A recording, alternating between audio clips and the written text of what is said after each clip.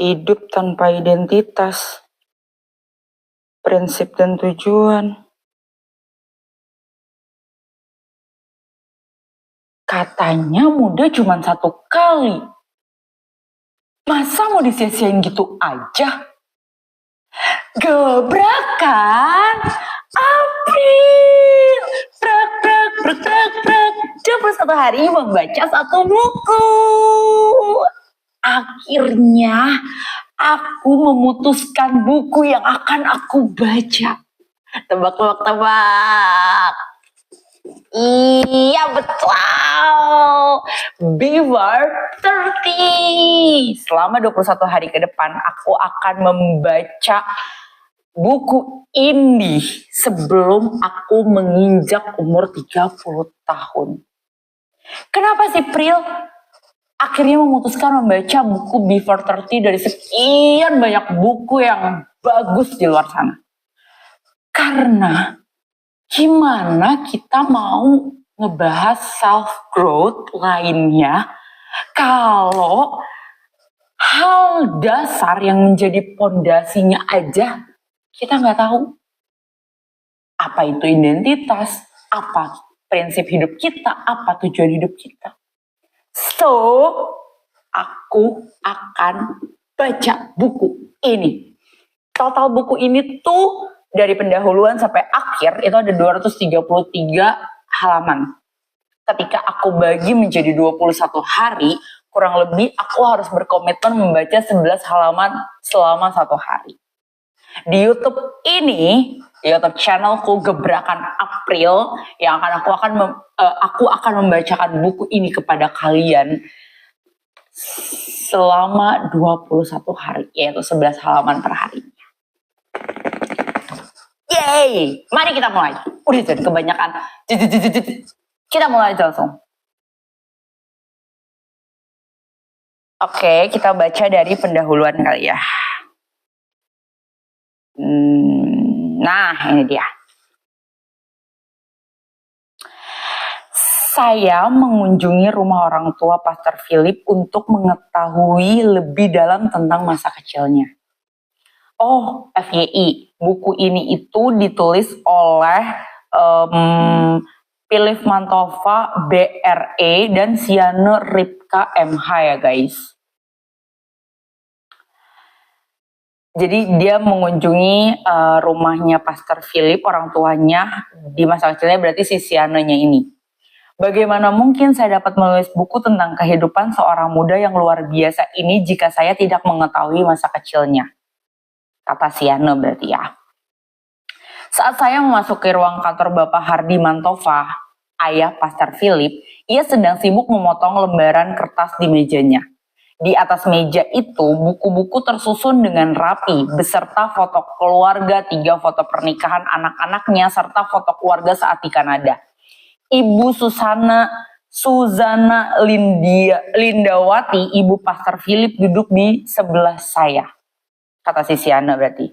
Saya memperkenalkan diri sebagai penulis di gereja Mawar Sharon dan menjelaskan maksud dari kunjungan saya untuk mengumpulkan informasi tentang putra kedua mereka untuk penulisan buku ini. Akankah mereka bersedia berbagi cerita tentang masa kecil putranya? Satu persatu ingatan yang tersimpan di dalam hati Ibu Susana, ya betul, mulai diungkapkan. Ia tidak menyangka bahwa suatu hari ia akan mengisahkan ini kepada orang lain. Matanya pun mulai berkaca-kaca saat ia bercerita. Kenangan seorang ibu. Philip lahir tanggal 27 September 1974. Anak kedua dari 3 bersaudara. Suatu malam, ketika ia sedang tertidur nyenyak di ranjang bayinya, tiba-tiba saya mendengar jeritan keras disusul oleh tangisan. Saya terkejut dan segera berlari menuju kamarnya. Ranjang itu kosong. Philip telah terjatuh dari ranjangnya. Saya menggendong dan memeluk sampai berhenti menangis. Sejak kejadian itu, ia sering mengalami kejang. Bahkan demam ringan pun dapat membuat kejangnya kambuh. Karena sudah membawanya ke dokter tetapi kondisinya tidak membaik, saya tahu pasti ada yang tidak beres. Dalam keputusan saya berdoa. Dalam keputusasaan saya berdoa. Tuhan, tolong jangan ambil dia. Aku menyerahkan anak ini kepadamu. Aku mohon jagalah dia Tuhan. Baca 1 Samuel 1 ayat 11. Berarti ini mengutip ayat. Nazar yang saya ucapkan dari hati adalah rahasia antara saya dan Tuhan. Tidak ada seorang pun yang tahu selain dia. Tuhan maksudnya. Tuhan telah mendengar doa saya. Philip mulai bertumbuh dan berjalan, dan ia mulai jarang mengalami kejang-kejang. Saya tidak lagi memberi dia obat. Philip adalah anak yang lemah. Ia kesulitan untuk berjalan karena kakinya lemah. Ia hanya bisa berjalan 3 langkah lalu terjatuh.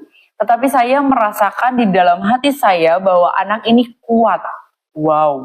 Ayahnya menyarankan untuk membawanya ke spesialis ortopedi yang berkata bahwa tulang-tulang kakinya tidak kuat. Ahli bedah itu menganjurkan supaya Philip memakai sepatu besi untuk membantu kakinya berkembang normal. Sepatu itu berat dan tidak nyaman untuk dipakai. Jadi, Philip hanya memakainya saat kami berpergian. Ia kesulitan bermain jika memakai sepatu itu, sehingga setiap kali meminta untuk keluar dan bermain, ia menolak. Ia selalu mencari alasan untuk tidak pergi ke tempat umum karena malu akan sepatu besinya. Ia berkata, "Ma, aku mau tinggal di rumah saja." Tetapi beberapa bulan kemudian, Tuhan menguatkan tulang-tulangnya. Dan dia tidak pernah menggunakan sepatu besi itu lagi. Ia bisa berjalan normal meskipun tanpa sepatu itu, ucap Bapak Hardy Mantova, bapaknya. Sambil membenahi letak kacamatanya, lalu ia melanjutkan memotong kertas-kertasnya, sambil sesekali menambahkan cerita istrinya. Ia terlihat senang untuk membiarkan istrinya bercerita lebih banyak. Tuhan, ubah hatinya. Ibu Susana melanjutkan ceritanya. Ketika anak-anak sedang bertumbuh, saya berjanji kepada Tuhan jika Philip berusia 3,5 tahun dan kakaknya Maxi berusia 5 tahun. Saya akan mengajak mereka ke gereja. Saat itu papa mereka masih belum percaya sama Tuhan. Saat saya bercerita tentang nazar saya, ia marah. Karena saya tidak ingin bertengkar, saya mengalah dan tidak membawa anak-anak ke gereja. Tetapi saya membawa pergumulan saya kepada Tuhan dan selalu berdoa, Tuhan ubahkan hatinya. Berarti ini hati suaminya. Saat Maxi berusia 5 tahun dan Philip berusia 3,5 tahun, tiba-tiba papa mereka bertanya, katanya mau mengajak mereka ke gereja. Saya sungguh terkejut. Tetapi dengan segera saya mengajak kedua putra saya ke gereja dan memperkenalkan sekolah minggu kepada mereka. Setiap hari saya bercerita tentang tokoh-tokoh di Alkitab. Karena keterbatasan sistem pendidikan di Indonesia serta jarangnya orang di luar negeri yang berbicara bahasa Indonesia, adalah umum bagi orang tua yang berada untuk menyekolahkan anaknya ke sekolah swasta atau mengirim mereka ke luar negeri. Dengan demikian, mereka akan memperoleh pendidikan yang bagus serta menguasai bahasa Inggris atau Mandarin. Itulah sebabnya ketika Philip berusia 6 tahun, ia memulai kelas 1 SD, kami berdua sepakat untuk mengirim Maxi dan Philip kepada paman dan tante mereka untuk sekolah di Taiwan. Dengan begitu, Maxi yang berusia 7 tahun dapat menemani Philip. Tetapi di Taiwan, setiap hari Philip menghabiskan waktu berjam-jam bermain dengan orang-orangan dan tidak belajar. Suatu hari saya berkunjung ke apartemen saat ia sedang bermain. Dan saya menegurnya, Philip, Philip, berhenti bermain dan belajarlah. Ia mengabaikan saya dan terus bermain. Kesabaran saya sudah habis dan saya mengambil semua mainannya dan melemparkannya keluar jendela.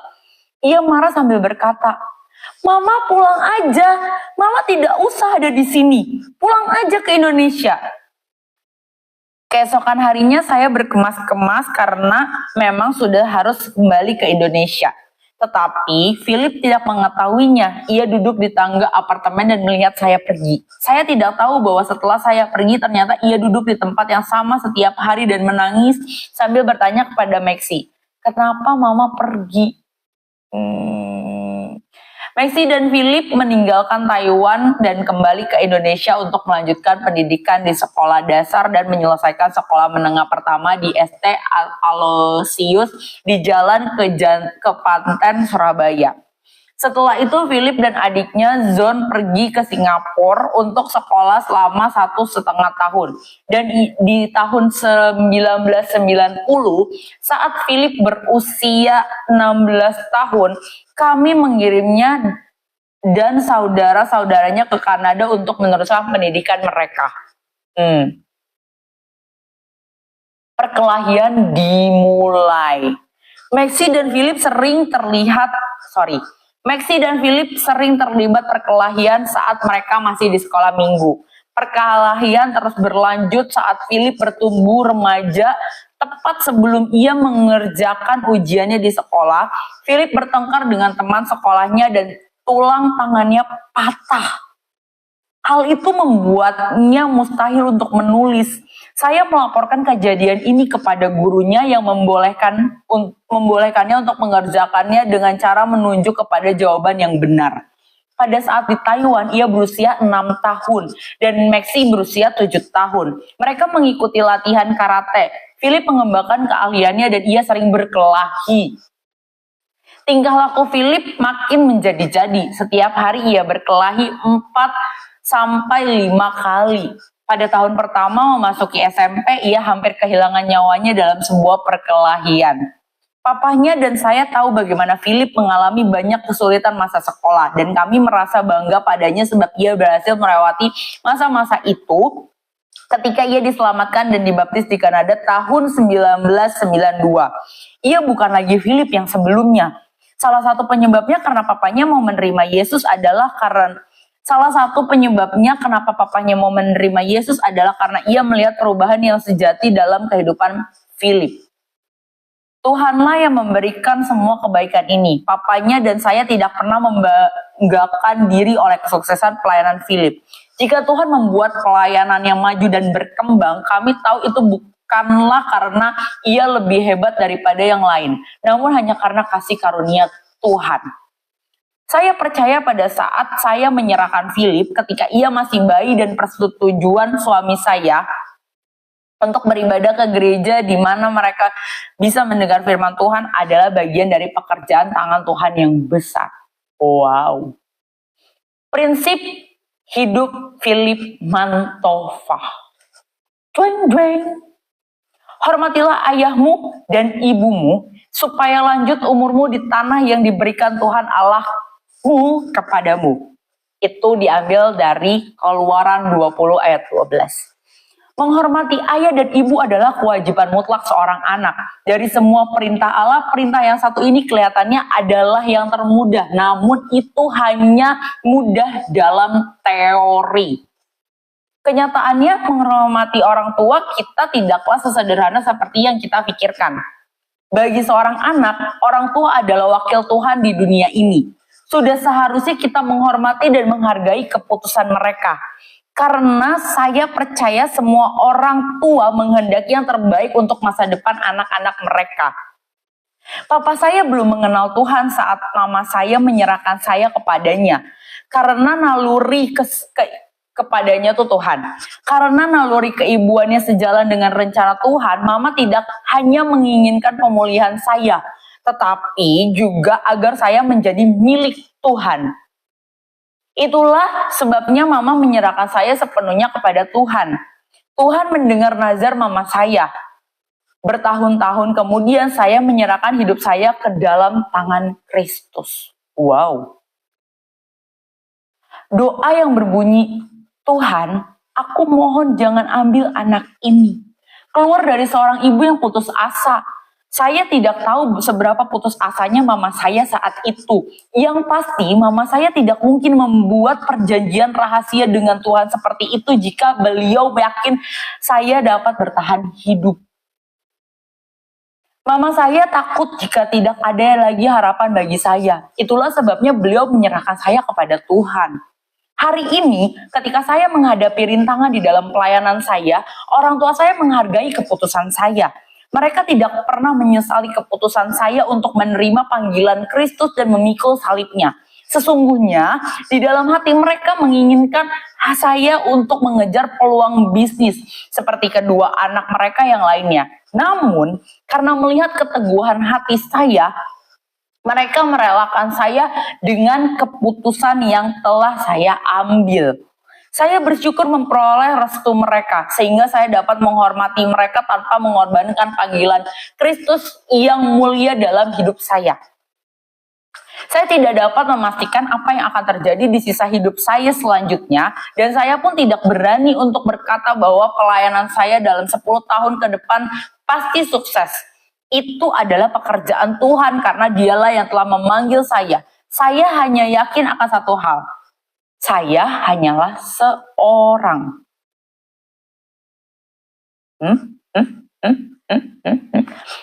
Anak.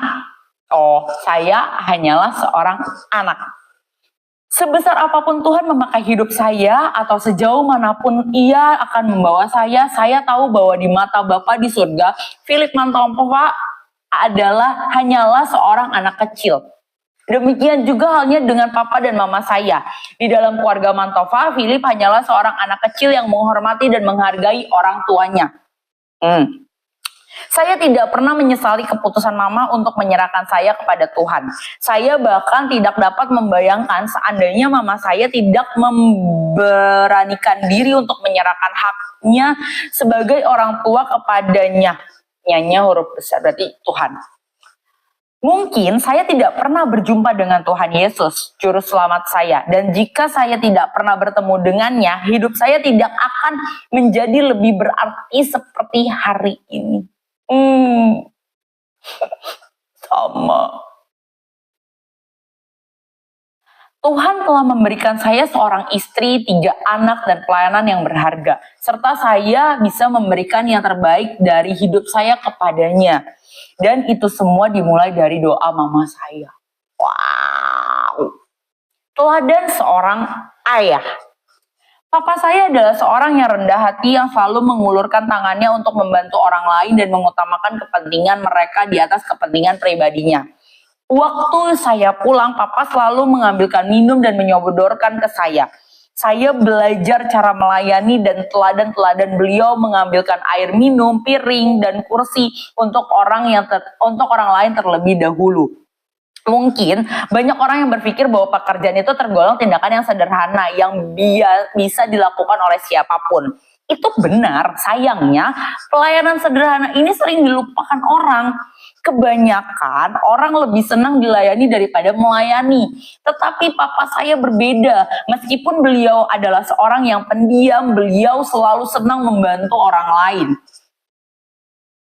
Teladan hidupnya yang membuat saya tidak risih untuk mendahulukan orang lain, sekalipun usia orang tersebut jauh lebih muda dari saya. Wow, jadi saya belajar melayani orang lain di rumah seperti yang Alkitab katakan. Hendaklah kamu saling mengasihi sebagai saudara dan saling mendahului dalam memberi hormat. Itu ada di Roma 12 ayat 10. Tuhan telah memberikan saya,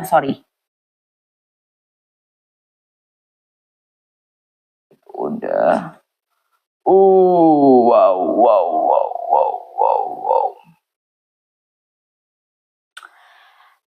Descent into darkness. Ini berarti di bab 1 tadi tuh baru pembukaannya.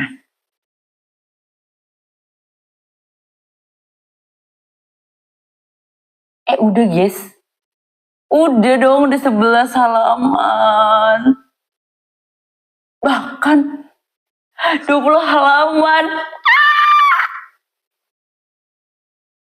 21 halaman. Yeay. Oke, itu pembukaan dulu. Sampai berjumpa di bab 1. Kayak aku harus tandain. Udah 20 halaman, pencapaian terbesar. Yeay! See you di bab 1.